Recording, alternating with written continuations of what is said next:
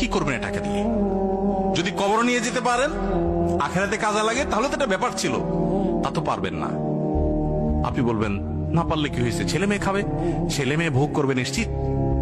বহু মানুষ সম্পদ রেখে চলে গেছে, তার ছেলে মেয়েরা ভোগ করতে পারে নাই, হাতে বুতে অন্য মানুষ খেয়ে ফেলছে, আছে না নাই? সবচেয়ে বড় হতভাগা কে জানেন? আল্লাহর জমিনে সবচেয়ে বড় দুর্ভাগা, সবচেয়ে বড় বেয়াকুব এবং নির্বোধ মানুষ হলো সে, যে যাদের জন্য চুরি করবে তারাও সে দায় নিবে না। কিয়ামতের দিন ছেলে আয়েশা বলবে না, আব্বা চুরিদারি ডাকাতি 2 নম্বরই যা করছেন, ঘুষ সুদ যা খাইছেন আমাদের জন্যই তো খাইছেন, আল্লাহ আমার আব্বারা জাহান্নামে দিয়ে না, আমাদের নিয়ে যান। বলবে না ভাই, কোরআন বলেছে ইয়াউমা ইয়াফিরুল মারউ মিন আখিহি ওয়া উম্মিহি ওয়া আবিহি ওয়া সাহিবাতিহি ওয়া বানিহি।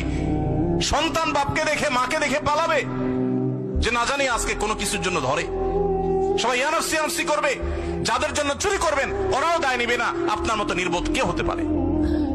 সন্তানকে চুরির সম্পদ দিয়ে বড় করবেন না, সততা দিয়ে বড় করেন।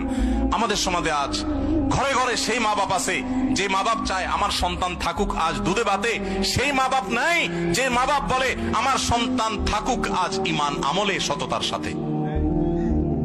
সেই মা বাপ নাই। মা বাপ নকল কিনে এনে দেয়, বাবা 2 নম্বরে করে পরীক্ষা দেয়। যেই মা বাপ সততা শিখাবে, সততার সংকল্প করাবে,